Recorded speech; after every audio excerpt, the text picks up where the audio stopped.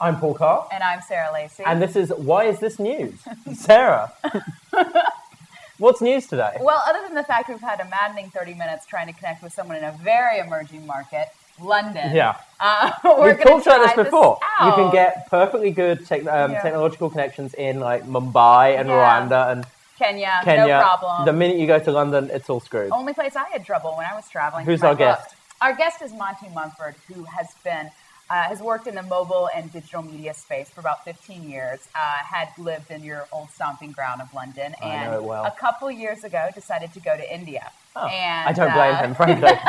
After the last 30 minutes, he just needed to make a fucking cell phone call. So, decided to go to India, had some crazy adventures, including becoming a well-known Bollywood villain. Apparently, they just needed a new white guy to hate. So Monty we gave them so many. Yeah, we need more. Monty just moved back to the UK, so we're talking to him a little bit about his experience in India and with Bollywood. Okay. Now, so explain, because I'm not sure. Why has India managed to build this significant film industry in a way that only America has before? I mean, like, even the British film industry sucks. Yeah. Every other country, even that pretends to have a good film industry, it's tiny in comparison. But Bollywood is a proper, in terms of money and in terms of like output and everything else, is a competitor to Hollywood. How did India pull that off when it can't keep a road open? Is that 18% of UK box office revenues come from Bollywood?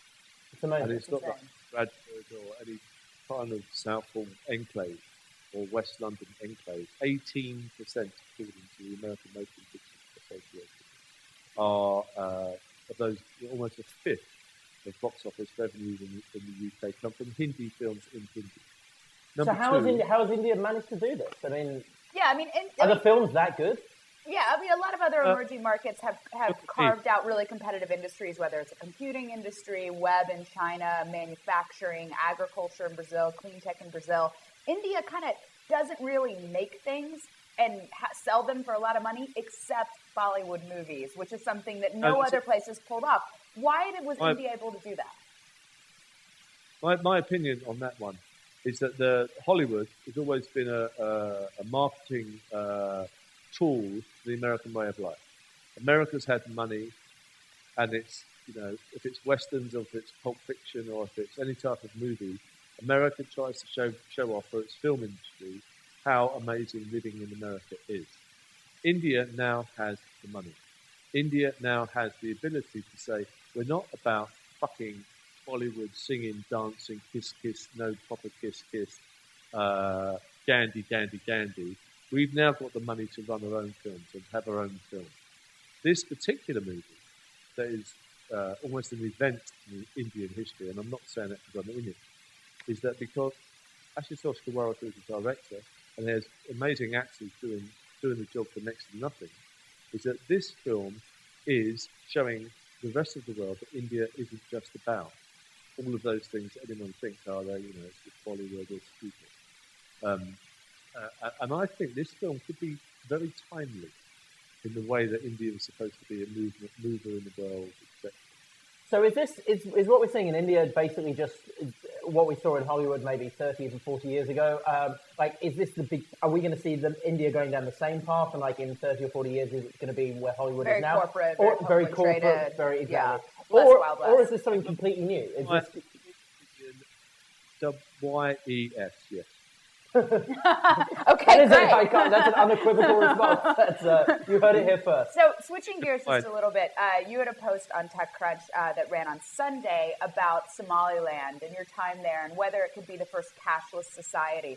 We did a show about Kenya and all of the mobile strides that Kenya is making, that are very similar. Interestingly, we heard that Airtel and a lot of the companies that really pioneered broad mobile access and low price points in India are the same ones pioneering this in Africa. So is Africa becoming even more of sort of a mobile innovation dreamland than India, because India is taking what it learned and doing it even faster and better in Africa? I think it's quite clear that China has made its move into into Africa on a mineral basis and resource basis. I wrote a piece for an English newspaper recently about the railway from Addis Ababa in Ethiopia up to one of their ways to get to the ocean. and the Indians have been very slow in getting this done. The Chinese have jumped in and have done this. Most of the tea that you drink, the Indian tea that you drink, is made in Africa. Most of the roses and the flowers that you get from India are made in Africa. But there's a land grab here. It's a great game that's been changed over to Africa as opposed to Afghanistan or Pakistan as it was in the past. So the fact that you think that India is doing a lot of things in Africa, that is true to a certain extent. But the Chinese are there first. And it's the great game. It's a fight between the two of those two emerging superpowers to get land share and also land in Africa. Mm-hmm. Well, it's fascinating. I could talk about Africa all I know you could, and you will. Forever. So I have one final question, which I think you probably already answered, and I think technology has answered for us. But are you glad to be back in London? Are you? Paul's thinking about going back. He's sick of hosting a show with me, quite frankly. I mean, it is frankly that. But yeah, are you glad? Paul, I don't know if you're from North London or West London or South London or East London. I lived in South London for a while, so that's the nearest. I'm intrigued to be back after 2 years, and it's my next challenge, and I'm looking forward to spending more time with a job. Does that make any sense? Not at all. That makes no sense at all, but at the same time, a lot of sense. So, Monty, thank you, Monty, for struggling through 45 minutes of Skype setup with us. Well, that was Monty from a very awful London Skype connection. I miss London. It's so technologically developed. I mean, like, I don't even know what to say about that. He was obviously at the Malmaison in Farringdon. So, I think Bollywood is fascinating. Mm-hmm. I mean, it's like India, it is so India in a nutshell, because India is so messy and dysfunctional, and it's not this, white-collar, high-paying jobs everywhere superpower that people in the West want to paint it. And you were saying every so often people just burst into song and dance. They do, yeah. But it's people who go there are so captivated by, like, the color and the passion and the intensity, and it's like, the fact they've channeled all of that into, like, the one industry where they have been an absolute world leader it's just so India. Yeah. I mean, I got everything I know about India from Eat, Pray, Love, so I'm the wrong guy to talk to.